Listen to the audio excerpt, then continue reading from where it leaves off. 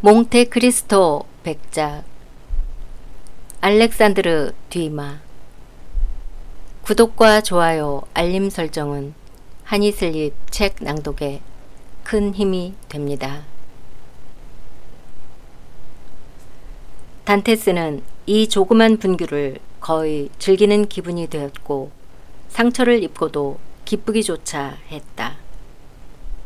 이 작은 분규와 이 부상, 즉 이 거친 교사는 자기가 어떤 눈으로 위험을 보고 있는지, 어떤 용기로 고통을 견디고 있는지를 그에게 가르쳐 주었다. 그는 위험을 웃으면서 보았다. 그리고 총알을 맞았을 때 그는 그리스의 철학자처럼 고통이여 너는 나쁜 것은 아니다 라고 말했다. 그것뿐이 아니었다. 치명상을 입은 새 관리를 보고도 격투 때문에 흥분해 있었던 탓인지, 아니면 인간적인 감정이 완전히 메말라 있었던 탓인지 그는 거의 아무런 느낌도 받지 않았다. 단테스는 지금 자기가 나가려고 생각하고 있는 길 위에 서 있었다. 그리고 지향하고 있는 목표를 향해 무서운 기세로 돌진하고 있었다. 그의 심장은 그의 가슴 속에서 화석처럼 굳어져 가고 있었다. 한편 야코포는 그가 쓰러진 것을 보고는 죽은 것으로 생각하고 즉시 달려와서 그의 몸을 일으켰다. 그리고 친절한 동료로서 간호를 해 주었다. 이러고 보니 이 세상은 팡그로스 박사가 생각하고 있었던 것만큼 좋은 것은 아니었으나 단테스가 생각하고 있던 것만큼 나쁜 것도 아니었다. 왜냐하면 동료가 죽으면 그만큼 많은 몫이 돌아올 텐데도 이 사나이는 단테스가 죽지는 않았는가 하고 이토록 마음 아파하지 않는가. 다행히도 지금 말했듯이 단테스는 단지 부상을 당했을 뿐이었다. 사르지니아의 노파로부터 밀수꾼들이 산 어떤 계절에 채취된 한 약초 덕분에 상처는 곧 아물었다. 그래서 단테스는 야코포를 시험해 보리라고 생각했다. 간호를 해준 데 대한 보답으로 자기 몫을 그에게 주겠다고 제의했다. 그러나 야코포는 펄펄 뛰며 그것을 거절했다. 처음 만났을 때부터 자기에게 보여준 이러한 동정적인 헌신에 의해 단테스는 야코포에 대해 약간의 애정을 품게 되었다.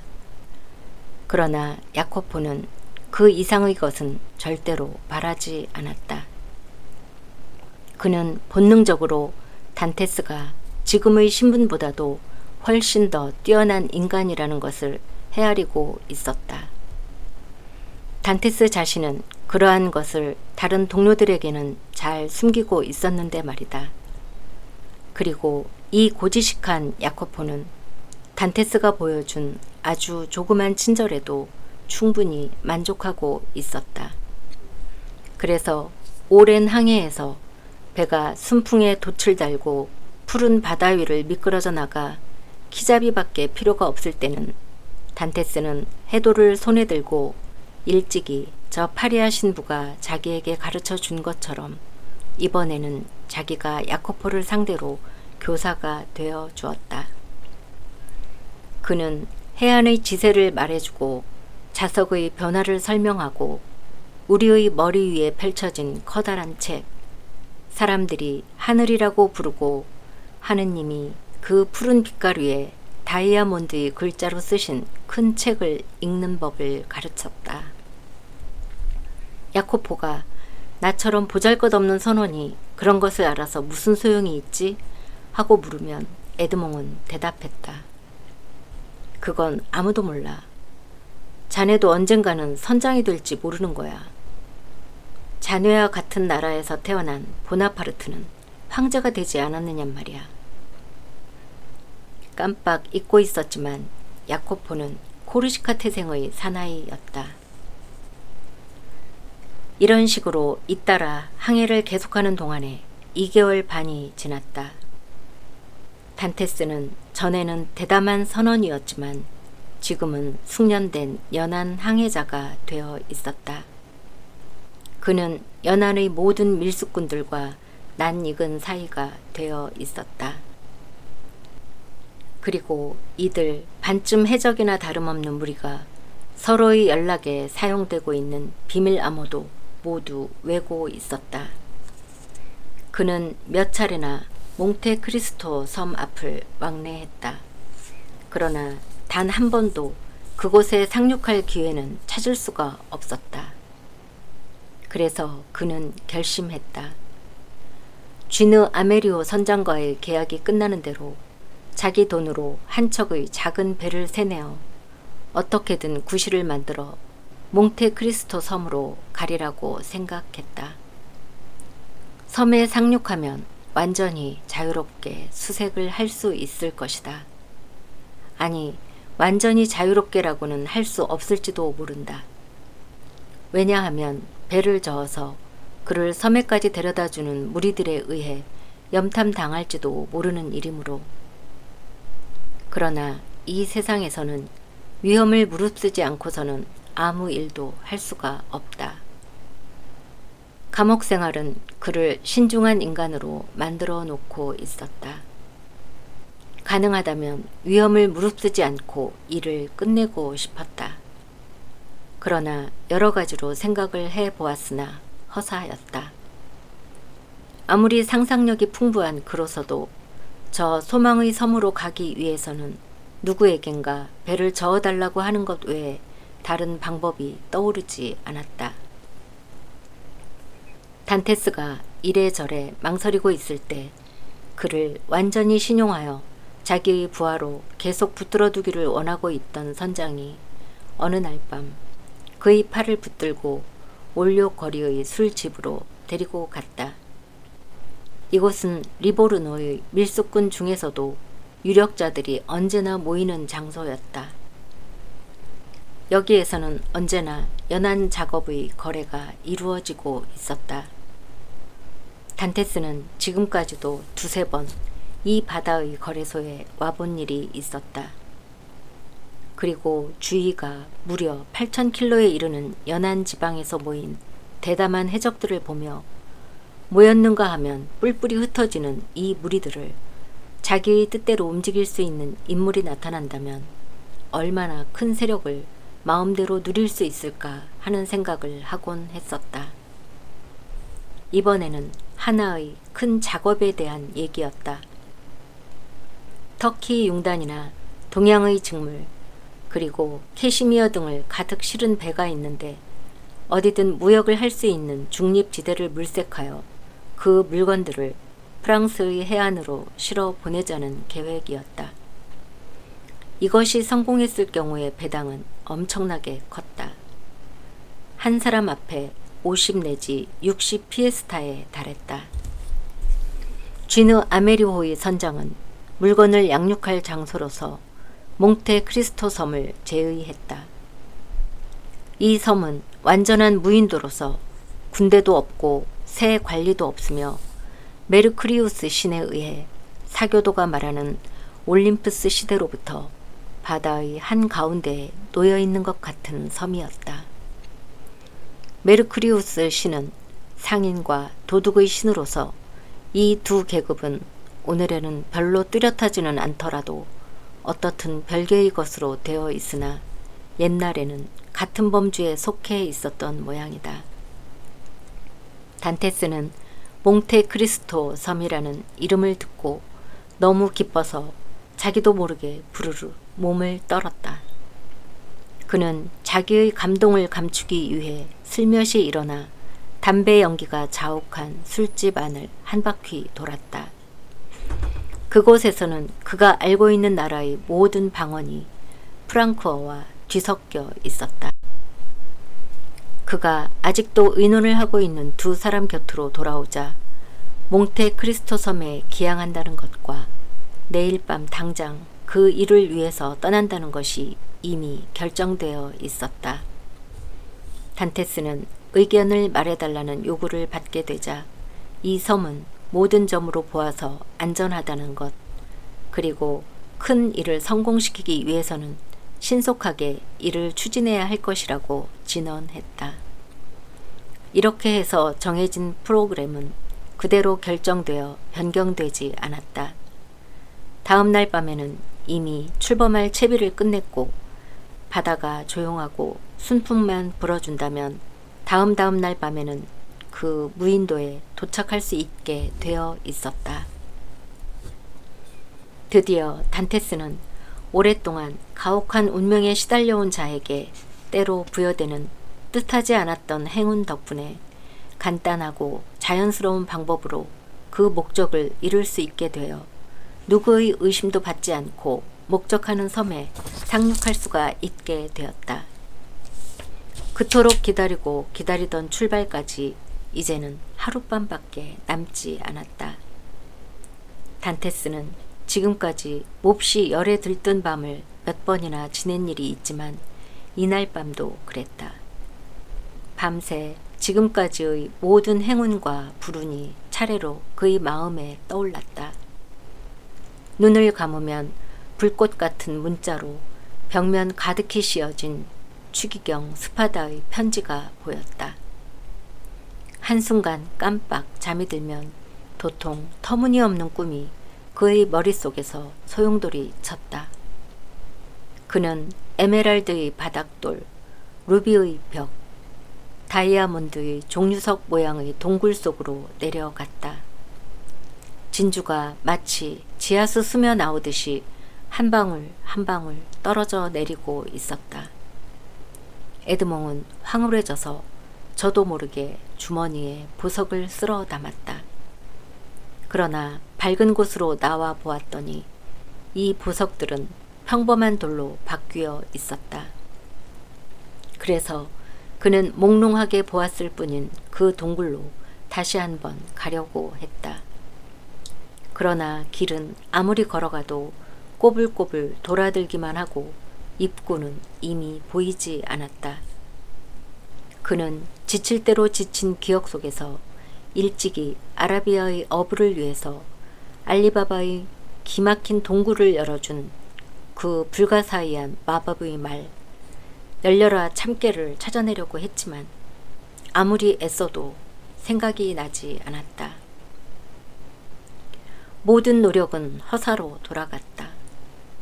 사라진 보물은 다시 지상의 정령의 것이 되고 말았다. 한때는 그것을 빼앗을 수 있을 것 같은 느낌이 들기도 했는데 다음 날이 되었으나 전날 밤과 거의 마찬가지로 열에 뜬 기분이었다. 그러나 논리로 상상력을 보충했다. 그리고 그때까지는 아직도 머릿속에 희미하게 맴돌고 있던 하나의 계획을 반듯하게 세울 수가 있었다. 저녁때가 되었다. 그와 동시에 출발 준비가 시작되었다. 이 준비는 단테스에게 있어서는 마음의 동요를 숨기는 하나의 수단이 되었다.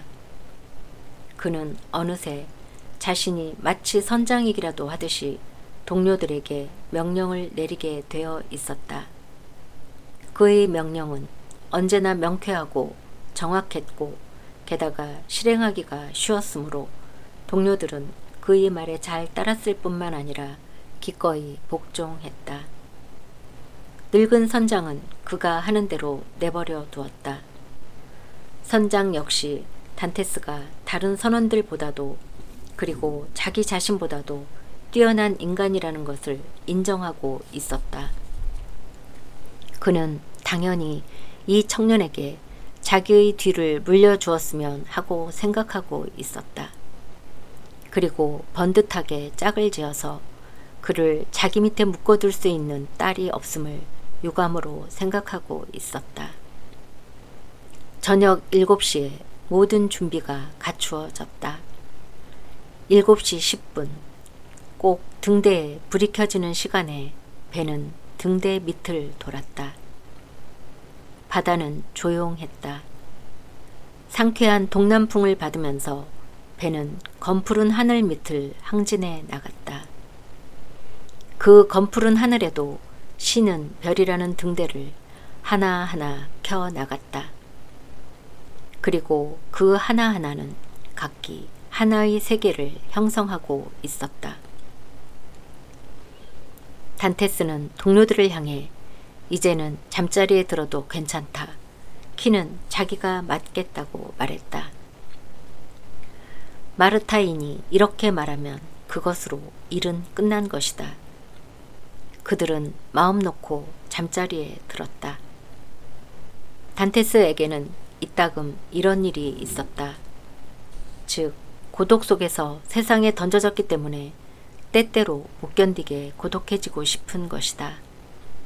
그런데 어두운 밤의 암흑에 감싸여 끝없이 펼쳐진 침묵 속에서 하느님의 보살핌을 받으면서 혼자 바다 위를 떠돌고 있는 배의 고독만큼 크고 시적인 고독이 또 있을까?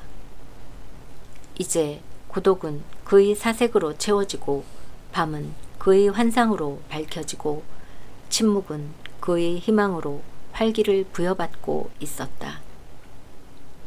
선장이 눈을 떴을 때 모든 돛에 바람을 가득 안고 배는 달리고 있었다.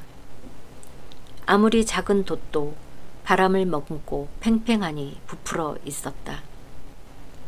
1시간에 10킬로의 속력이었다. 몽테크리스토 섬은 수평선 위에 점점 크게 그 모습을 드러내고 있었다. 에드몽은 배의 주의권을 선장에게 돌려주었다. 그리고 대신 해먹에 잠을 자러 갔다. 그러나 밤새 잠을 안 잤는데도 단 한순간도 눈을 붙일 수가 없었다. 2시간 뒤에 그는 다시 갑판으로 올라왔다. 배는 마침 엘바섬을 지나치고 있었다. 마레차나 난바다에서 녹색의 평평한 피아노사 섬 북쪽을 달리고 있었다. 파란 하늘에 몽테크리스토 섬의 불꽃 모양의 봉우리가 우뚝 솟아 있었다. 단테스는 피아노사 섬을 오른쪽으로 지나치기 위해 키자비에게 길을 왼쪽으로 한껏 꺾으라고 명령했다. 이렇게 하면 항로를 2, 3회리 단축시킬 수 있다고 계산한 것이다. 저녁 5시경이 되자 섬을 완전히 바라볼 수가 있었다. 석양이 던지는 광선이 가져다주는 맑은 공기 탓으로 섬의 세부까지도 잘 보였다. 에드몽은 이 거대한 바위 덩어리가 선명한 장밋빛에서 짙은 청색으로까지 황혼의 모든 색조로 변화해가는 것을 뚫어지게 바라보았다. 때때로 얼굴이 벌겋게 달아올랐다. 이마가 새빨개지고 빨간 구름 같은 것이 눈앞을 스쳐 지나갔다. 주사위를 던지는 순간에 전 재산을 걸고 있는 도박사도 지금 희망의 절정에 서 있는 단테스가 느끼고 있는 만큼의 고뇌를 느껴본 일은 아마도 없었을 것이다. 밤이 되었다. 10시에 배는 기슭에 닿았다. 이곳에서의 회합에 쥐느 아메리오가 맨 먼저 도착한 것이었다. 단테스는 평소에는 자제력을 가진 사나이였으나 지금은 도저히 가만히 있을 수가 없었다. 그는 맨 먼저 기슭에 뛰어내렸다. 만일 저 브루투스처럼 할 수 있었다면 대지에 입을 맞추었을 것이다. 완전히 밤이 되어 있었다. 그러나 11시가 되자 달이 바닷속으로부터 떠올라 자잘한 파도를 은빛으로 빛나게 했다. 그리고 달이 솟아오름에 따라 달빛은 새하얀 빛의 폭포가 되어서 페리온 산처럼 겹쳐 쌓인 바위 위에서 희롱하기 시작했다. 이 섬은 쥐느 아메리호의 선원들에게 있어서는 꽤 친숙한 섬이었다. 언제나 기항하는 섬의 하나였다. 단테스는 근동으로 가는 항해 때는 언제나 이 섬을 바라보면서 지나쳤지만 아직 한 번도 상륙을 해본 적은 없었다. 그는 야코포에게 물었다. 오늘 밤은 어디에서 밤을 지내지? 그야 가판이지 어디긴 어디야 하고 야코포는 대답했다. 하지만 동굴하니 좋지 않을까? 어디에 있는 동굴 말인가? 섬에 있는 동굴 말이야. 동굴이 있다는 말은 못 들었는데? 하고 야코포는 말했다. 식은땀이 단테스의 이마에 배었다. 몽테크리스토 섬에는 동굴이 없단 말인가? 하고 그는 물었다. 없어. 단테스는 순간 아찔했다. 그러나 다음 순간 그는 생각했다. 그 동굴은 그 뒤 어떤 사고 때문에 메워졌을 테지. 또는 그 추기경 스파다가 경계하느라고 막아버렸을지도 모를 일이라고.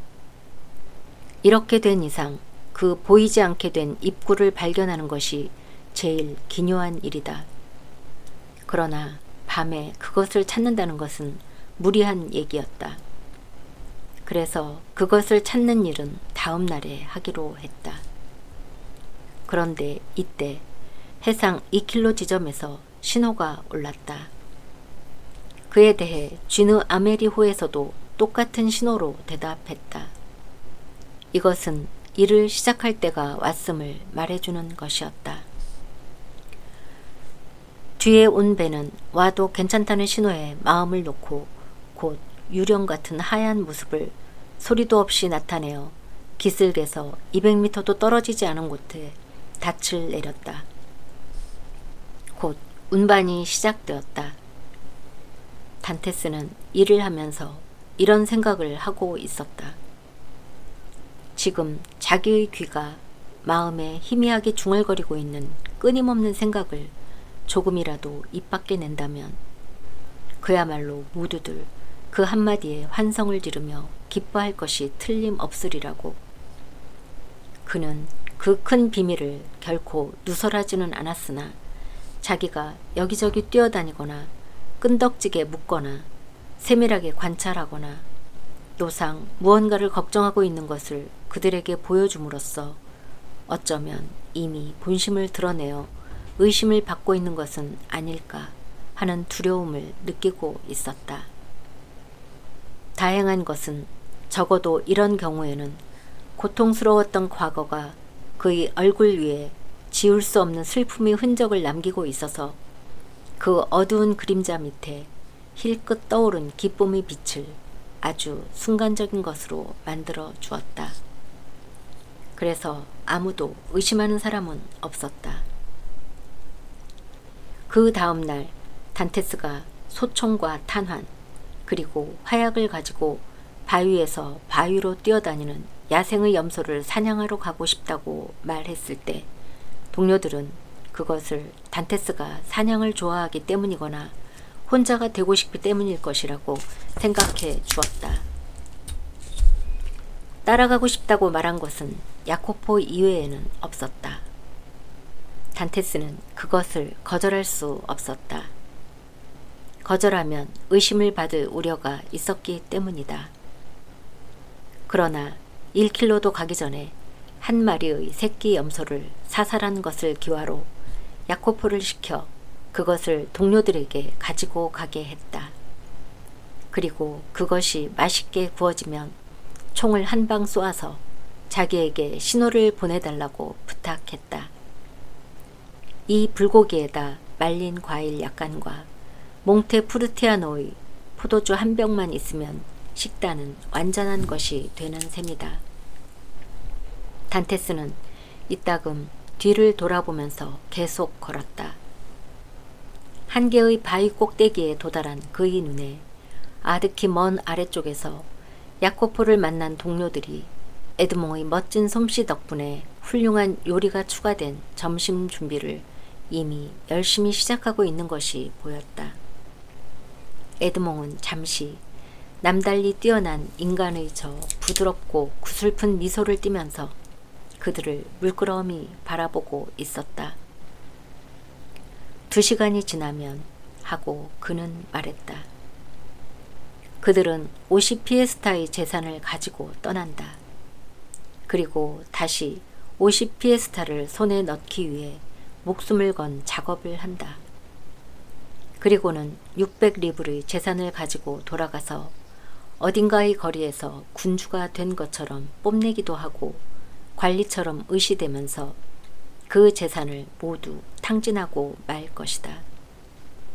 오늘 나는 희망이 있기 때문에 그들의 재산을 경멸한다. 그런 것은 나에게는 빈약한 것으로밖에는 보이지 않는다. 그러나 내일이 되어서 이 희망이 좌절되어 어쩌면 이 빈약한 재산을 더 없는 행복으로 여기지 않으면 안 될는지도 모른다. 아니, 하고 단테스는 소리 질렀다. 그런 일은 없다. 학자이며 절대로 실수가 없는 저 파리아 신부가 단지 이것만 실수를 저지른다는 것은 있을 수 없다. 그리고 이렇게 비참하고 형편없는 생활을 계속해야 한다면 죽는 것이 차라리 낫다.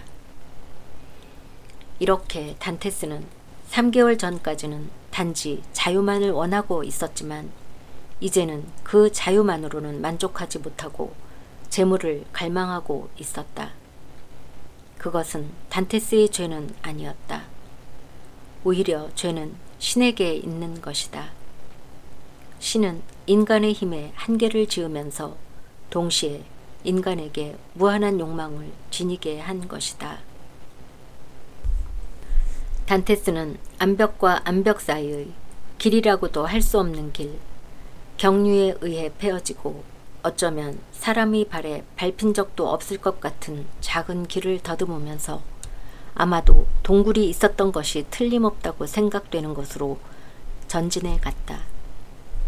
해안을 따라 조그만 곳에도 진지한 주의를 기울여 살피며 가는 동안에 몇몇 바위 위에 사람의 손으로 만들어진 듯한 긁힌 자국 같은 것이 발견된 것처럼 느껴졌다.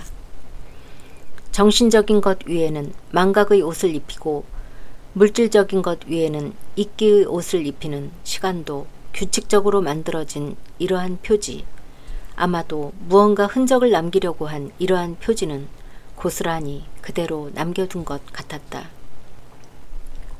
그러나 이러한 표지는 이따금 큰 꽃다발처럼 꽃을 가득히 달고 있는 도금양 덤불밑이나 다른 것에 기생하고 있는 지의 밑에 가려져 있었다. 그래서 단테스는 가지를 헤치고 이끼를 들어 올리면서 그를 또 하나의 미궁으로 인도하는 표지를 찾지 않으면 안 되었다. 그러나 이러한 표지는 어떻든 단테스에게 희망을 주고 있었다. 이러한 표지들은 저 추기경이 무슨 이변이 생겼을 경우에 조카를 위해 만들어 놓았을 것이 틀림없었다. 이 쓸쓸한 장소는 보물을 숨기려고 생각한 사람에게는 안성맞춤의 장소였다. 그러나 이러한 표지가 그 사람을 위해서 만들어진 장본인 아닌 다른 사람의 주목을 끈 일은 없었을까? 뭔가 어두운 불가사의를 간직하고 있는 이 섬은 그 기막힌 비밀을 충실하게 지켜올 수 있었을까? 그러나 항구에서 이럭저럭 60보쯤 떨어진 곳에서 토지의 기복에 의해 여전히 동료들 쪽에서는 보이지 않는 단테스는 거기에서 표지가 사라져버린 것을 느꼈다. 그런데도 거기에는 동굴 같은 것은 없었다. 튼튼한 토대 위에 올라앉아 있는 둥글고 큰 바위, 표지가 인도하고 있는 목표다운 것은 단지 그것뿐이었다. 그래서 에드몽은 자기는 목적지에 도달한 것이 아니라 어쩌면 출발점에 서 있는지도 모른다고 생각했다. 그래서 그는 지금 온 길을 되돌아갔다. 그러는 사이에 동료들은 점심 준비를 하고 있었다. 샘에 물을 풀어가고 빵과 과일을 육지로 운반하고 새끼 염소 고기를 굽고 있었다. 그들이 임시 변통으로 만든 구이 꼬치에서 마침 새끼 염소를 뽑아내려 하고 있을 때 영양처럼 날렵하고 대담한 단테스가 바위에서 바위로 건너뛰고 있는 모습이 보였다. 그래서 그들은 신호의 총을 쏘았다. 단테스는 곧 방향을 바꾸어 그들 쪽으로 달려왔다. 그러나 사람들이 마치 날아오는 듯한 그의 모습을 눈으로 쫓으며 능숙하다고는 하나 너무나도 무모한 행동에 미간을 찡그리고 있는데 마치 그러한 걱정이 적중한 것처럼 에드몽이 발을 헛디뎠다. 한 바위 꼭대기에서 비틀거렸는가 했더니 앗 하고 외마디 소리를 지르며 모습이 보이지 않게 되었다. 선원들은 일제히 달려나왔다. 자기들보다 뛰어난 사람이라고는 생각하면서도 그를 사랑하고 있었기 때문이다. 그러나 맨 먼저 달려온 것은 야코포였다. 야코포는 단테스가 피투성이가 되어 거의 정신을 잃고 쓰러져 있는 것을 발견했다. 4~5m 높이에서 굴러 떨어진 것이 틀림없었다. 그는 단테스의 입에 몇 방울의 람주를 흘려 넣어 주었다. 그러자 전에도 그처럼 잘 들은 이 약은 이번에도 똑같은 효과를 나타냈다. 에드몽은 눈을 떴다. 그리고는 무릎이 몹시 쑤시고 머리가 무겁고 허리가 견디기 어려울 만큼 아프다고 호소했다. 모두들 그를 해변으로 실어 옮기려고 했다. 그러나 그의 몸에 손을 대며 야코포가 이런저런 지시를 하고 있었음에도 불구하고 그는 신음소리를 내며 실려가는 것을 도저히 견딜 수가 없다고 말했다. 단테스가 점심 식사를 할 수 없으리라는 것은 다른 사람들도 다 알 수 있었다. 그러나 그는 동료들에게 자기와 마찬가지로 점심을 굶을 필요는 없으니 어서들 돌아가라고 말했다. 자기는 조금 쉬기만 하면 괜찮을 것이다. 나중에 다시 왔을 때는 틀림없이 편안해진 자기를 발견하게 될 것이라고 말했다. 선원들은 스스러워하지 않았다. 선원들은 그때 배가 고팠다. 새끼 염소의 냄새는 그들에게까지 풍겨오고 있었다. 게다가 뱃사람들 사이에서는 딱딱한 인사치레 같은 것은 필요 없었던 것이다. 1시간쯤 뒤에 동료들은 되돌아왔다. 그 사이 단테스가 할 수 있었던 일은 10보쯤의 거리를 엉금엉금 기어서 이끼가 낀 바위에 몸을 기댄 것뿐이었다.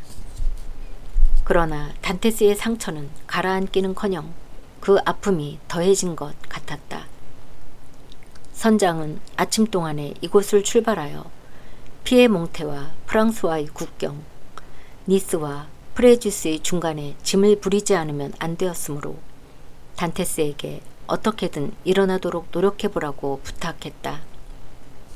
단테스는 이 부탁에 응하기 위해 초인적인 노력을 했다. 그러나 그 노력을 할 때마다 신음소리를 지르고 얼굴이 파래지면서 쓰러졌다. 허리를 삐었군 하고 선장은 나직한 목소리로 말했다. 하지만 어쩌는 수 없어. 이 친구는 좋은 동료야. 버리고 갈 수는 없어. 자, 어떻게 해서든 배에까지 옮겨보자고. 그러나 단테스는 조금만 몸을 움직여도 죽는 신용을 하면서 이런 고통을 참느니 차라리 이대로 죽어버리는 것이 낫겠다고 말했다. 좋아 하고 선장은 말했다. 어떤 일이 있어도 자네처럼 좋은 동료를 간호도 하지 않고 남겨둘 수는 없어. 출발은 밤까지 늦추기로 하겠어. 선장의 이 제안에 누구 한 사람 반대는 하지 않았으나 모두들 깜짝 놀랐다. 선장은 매우 엄격한 사나이였으므로 계획을 중지하거나 실행을 연기하거나 하는 것은 이번이 처음 있는 일이었던 것이다.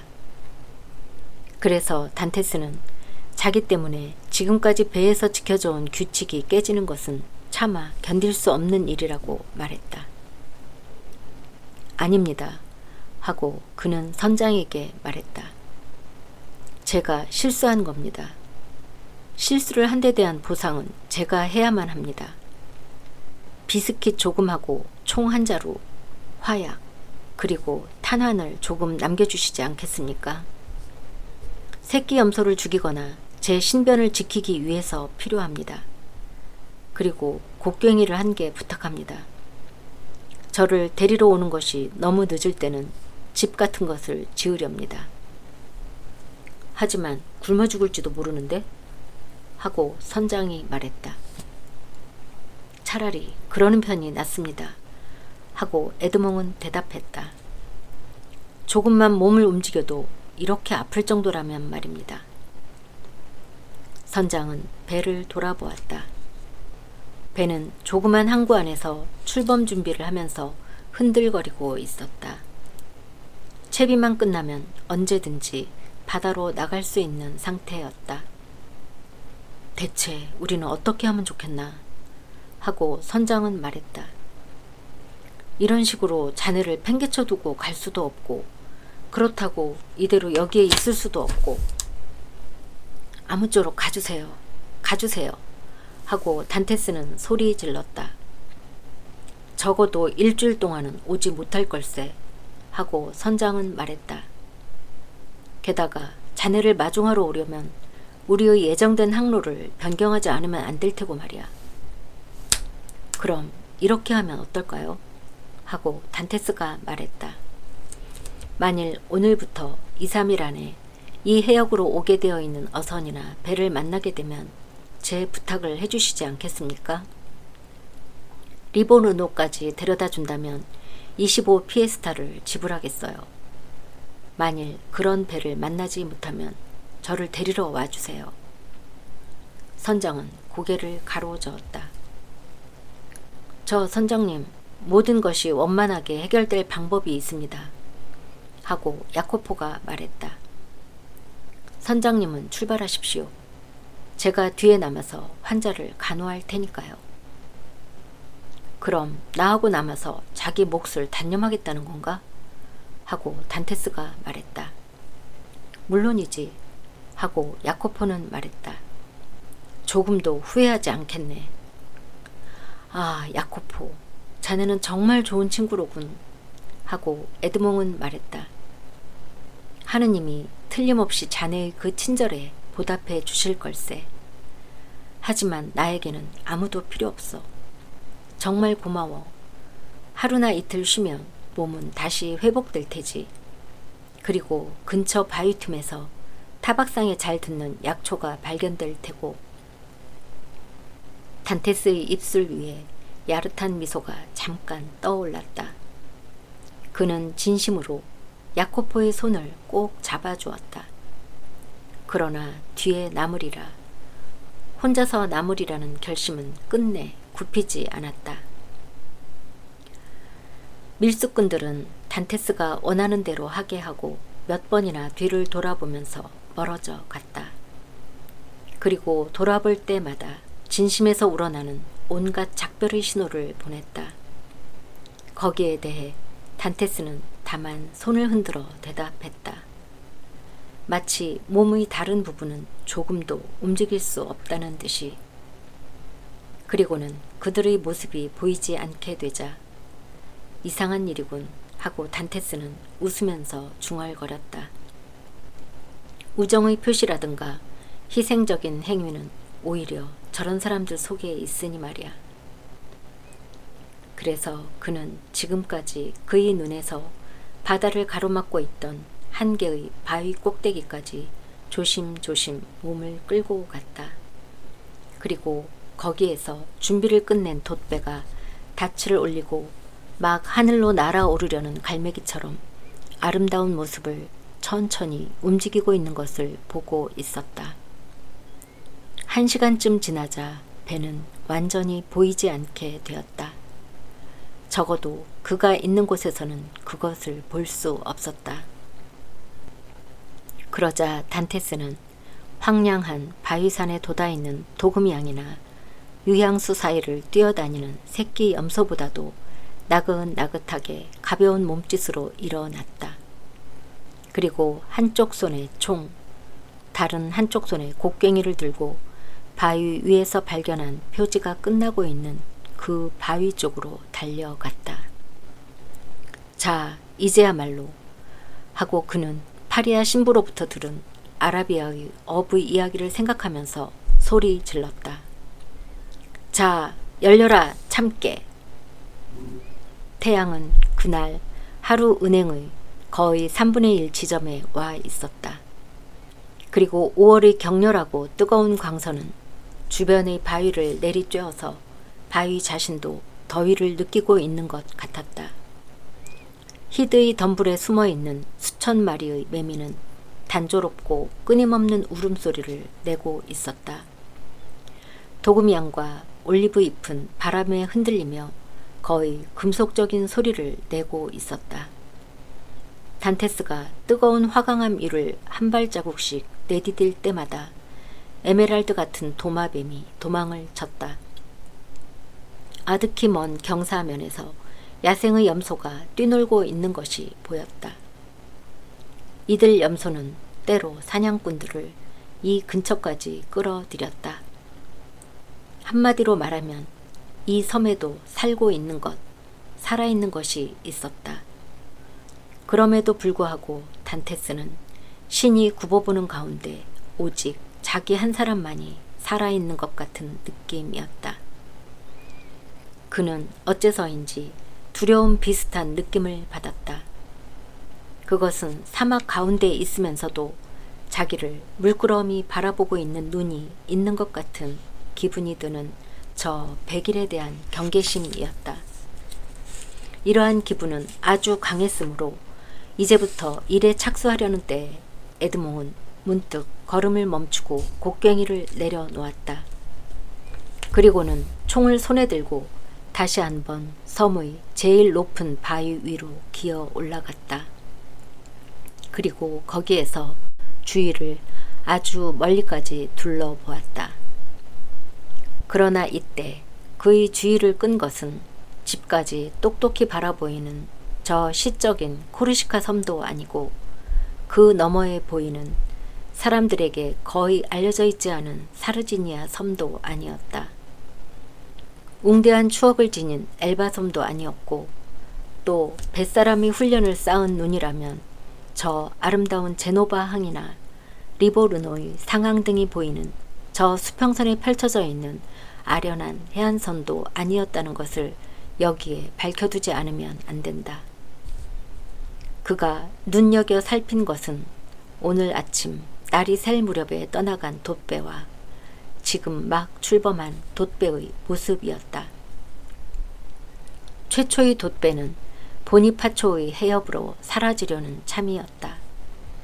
그리고 제2의 돛배는 반대의 진로를 취해 코르시카 섬의 기슭을 따라 바야흐로 섬을 돌아가려는 참이었다. 이것을 보고 에드몽은 안도의 숨을 쉬었다. 그래서 그는 좀 더 가까이 자기를 둘러싸고 있는 것에 시선을 던졌다. 그는 자기가 원추형으로 된 섬의 가장 높은 곳에 마치 큰 대석 위의 가느다란 입상처럼 서 있음을 확인했다. 아래에는 사람의 그림자조차도 보이지 않는다. 주위에는 한 척의 배도 보이지 않는다. 섬 기슭에 들이치는 파란 바다와 그리고 영원히 들이치는 그러한 파도로 은빛 테두리를 그리고 있는 해안선 밖에는 보이지 않는다. 그래서 그는 빠른 걸음으로 그러나 세심한 주의를 기울이면서 내려갔다. 아까는 그처럼 그럴듯하게 연극을 해냈으나 지금은 실제로 사고가 일어날 것에 대비하여 충분히 경계하고 있었다. 앞에서도 말했듯이 단테스는 바위 위에 남겨진 표지를 거꾸로 더듬어 나갔다. 그리고 그 선이 고대의 물의 정의섬과도 같이 사람이 눈에 띄지 않는 작은 후미에서 끝나고 있는 것을 보았다. 그 후미는 입구가 꽤 넓고 가운데가 꽤 깊어서 스페르날형의 조그만 배라면 그곳에 들어가서 숨을 수도 있게 되어 있었다. 그래서 그는 파리아 신부가 아주 교묘하게 더듬어 보인 그 가능성의 미로에서 귀납의 실마리를 찾아 스파다 추기경이 사람의 눈에 띄지 않게 이 후미에 들어와 작은 배를 이곳에 숨겨놓고 저 표지의 선을 따라 그 선이 끝나는 곳에 그의 보물을 묻었을 것이 틀림없다고 생각했다. 이렇게 추측했으므로 단테스는 다시 그 원형의 바위 옆으로 되돌아갔다.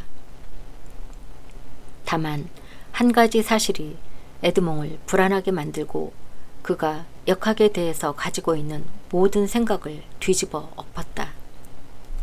그것은 어떻게 해서 이토록 거대한, 아마도 5,000파운드나 6,000파운드는 되어 보이는 바위를 어떤 거대한 힘을 사용하지 않고 이 대석 같은 것 위에 올려놓을 수 있었을까 하는 것이었다.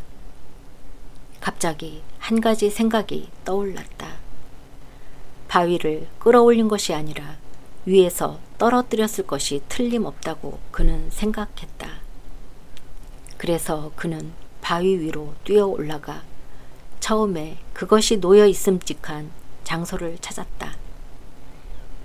아니나 다를까 그는 곧 하나의 완만한 경사가 만들어져 있는 것을 발견했다.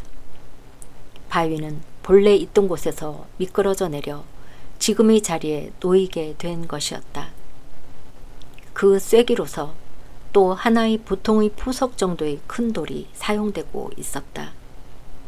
그 이음매를 감추기 위해 작은 돌과 자갈을 꼼꼼하게 박아놓고 있었다.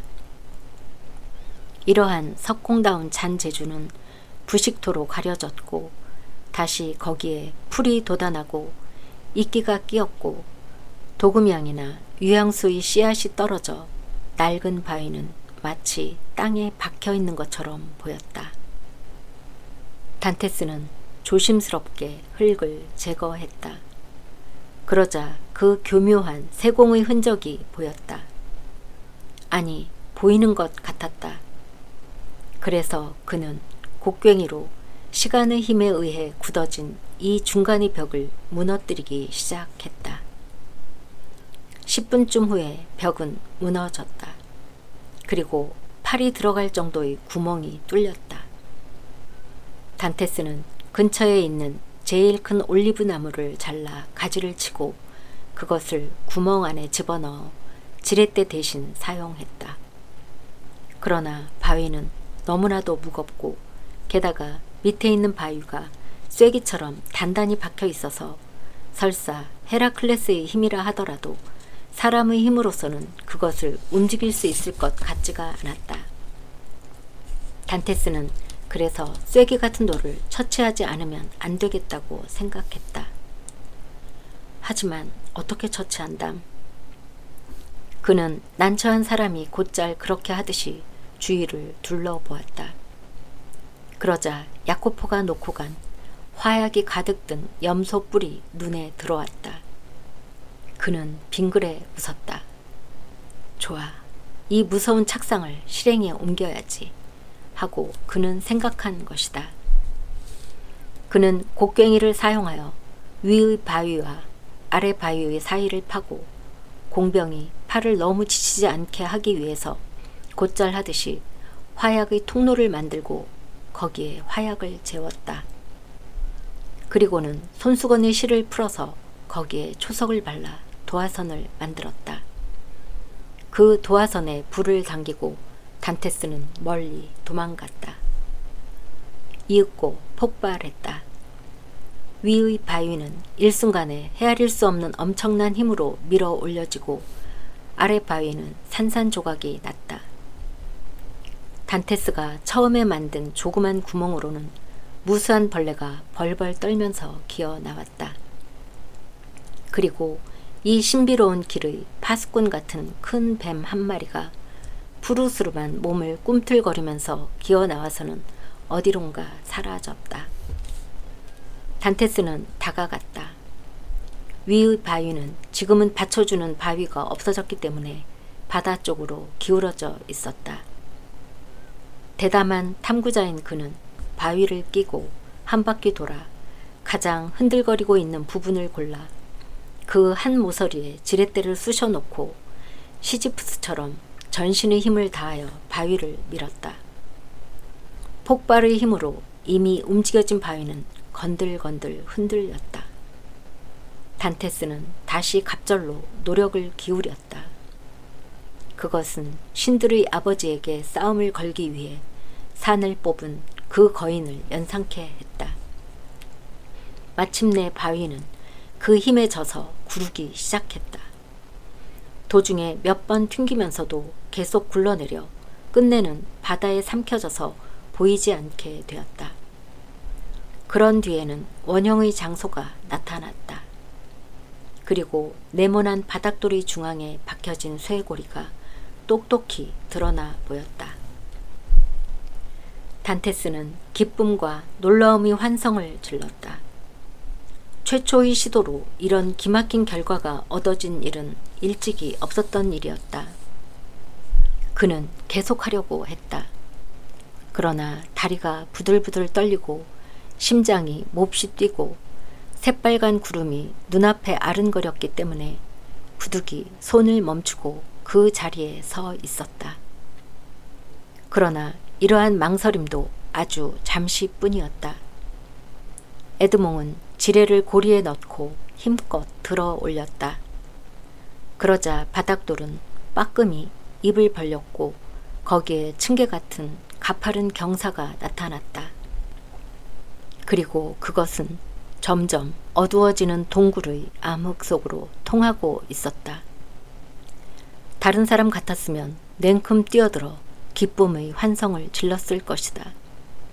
그러나 단테스는 참고 거기에 머물렀다. 그는 창백한 얼굴이 되며 의심하기 시작했다. 자, 하고 그는 자기 자신에게 말했다. 사내답게 행동하자. 지금까지 불운에 익숙해진 나다. 기대가 어긋났다고 해서 실망해서는 안 돼. 그렇지 않으면 지금까지 고생해온 보람이 없어지는 거다. 마음은 따뜻한 숨결의 희망으로 부풀 대로 부풀면 냉정한 현실로 돌아와서 거기에 갇혀질 때 곧 깨지고 만다. 그렇다. 파리아 신부는 꿈을 꾸고 있었던 것이다. 추기경 스파다는 이 동굴 속에 아무것도 묻어놓지 않은 것이다. 어쩌면 이곳에 온 일조차도 없는 곳이다. 또는 왔었다고 하더라도 저 대담무쌍한 사기꾼이고 끈질긴 악당인 체자레 보르자가 추기경을 뒤따라와서 그 표지를 발견하고 나와 마찬가지로 그 표지를 따라 더듬어 와서 이 바위를 들어 올리고 나보다 먼저 이 속으로 내려가서 나중에 온 나에게는 이미 아무것도 남기지 않았는지도 모르는 일이다. 그는 어둡고 끝없이 계속되어 있을 것 같은 입구를 가만히 들여다보면서 잠시 그 자리에 선 채 생각에 잠겨 있었다. 자, 이제 아무것도 기대하고 있지 않은 지금은 뭔가 희망을 가진다는 것은 어리석은 일이라는 것을 납득하게 된 지금은 이 모험의 계속이란 나에게 있어서 다만 호기심의 문제일 뿐이다. 그것뿐이다. 그는 아직도 가만히 선 채 생각에 잠겨 있었다. 그렇다. 이 사건은 그야말로 저 왕족의 산적의 빛과 어둠이 교차한 생애에 어울리는 사건이다. 그의 다채로운 생애를 형성하고 있는 이상한 사건의 하나로서 어울리는 일이다. 마치 꿈과도 같은 이 사건은 다른 사건과도 당연히 연결되어 있는 것이다. 그렇다. 보르자는 어느 날 밤 한 손에 횃불, 다른 한 손에 검을 들고 이곳으로 찾아왔을 것이다. 그리고 그에게서 20호쯤 떨어진 곳에 아마 이 바위 근처에 음울하고 무서운 얼굴을 한 두 사람의 경찰관이 하늘과 육지와 바다를 경계하면서 파수를 보고 있었을 것이다. 그러는 사이에 그들의 주인은 지금 내가 하려는 것처럼 손에 든 횃불로 어둠을 물리치면서 안으로 들어갔을 것이다. 그렇다. 하지만 비밀을 알아버린 경찰관들을 최자레는 어떻게 처치했을까? 하고 단테스는 자기에게 물어보았다. 그렇지. 하고 그는 미소 지으면서 자기 자신에게 대답했다. 그들은 아라리크 왕을 매장한 자들과 같은 꼴을 당한 것이다. 매장당한 자와 함께 매장되고 만 것이다. 하지만 하고 그는 혼잣말을 계속했다. 그가 와서 보물을 찾아내서 가지고 갔다고 한다면 이탈리아를 솜 엉겅퀴에 비유하여 그것을 한 장씩 벗겨 먹은 보르자의 일이다. 일부러 바위를 본래 있던 토대 위에 다시 올려놓은 시간 낭비는 하지 않았을 것 아닌가. 어떻든 내려가 보자. 그래서 그는 의심스러운 미소를 입술에 띠고 인간의 지혜가 뱉는 마지막 말, 어쩌면 늘 입에 담으면서 아래로 내려갔다. 그런데 단테스가 거기에서 본 것은 얘기했던 것 같은 어두운 암흑과 부패하고 혼탁한 공기가 아니라 푸르스름하게 밝은 부드러운 광선이었다. 그 공기와 빛은 단지 지금 생긴 입구에서 스며들고 있는 것만은 아니었다. 바깥 지면에서는 보이지 않는 바위의 틈새로 스며들고 있었다. 그리고 그 틈새로 파란 하늘이 보이고 그 하늘을 배경으로 떡갈나무의 흔들리는 가지와 덤불에 얽혀있는 덩굴이 마치 뭔가가 장난을 치고 있는 것처럼 보였다. 이 동굴의 공기는 습기가 있다기보다는 따뜻했고 맥 빠진 냄새가 풍긴다기보다는 오히려 좋은 냄새가 났고 기온도 바깥 대기에 비해 태양 광선과 푸르스름한 광선 정도의 차이밖에는 없었다. 이러한 동굴에 잠시 서 있으니까 앞에서도 말한 것처럼 어둠에 익숙해진 단테스의 눈은 동굴의 훨씬 안쪽까지 내다볼 수가 있었다. 동굴은 화강암으로 되어 있고 그 반짝거리는 절단면은 마치 다이아몬드처럼 빛나고 있었다. 다음 편에 계속됩니다.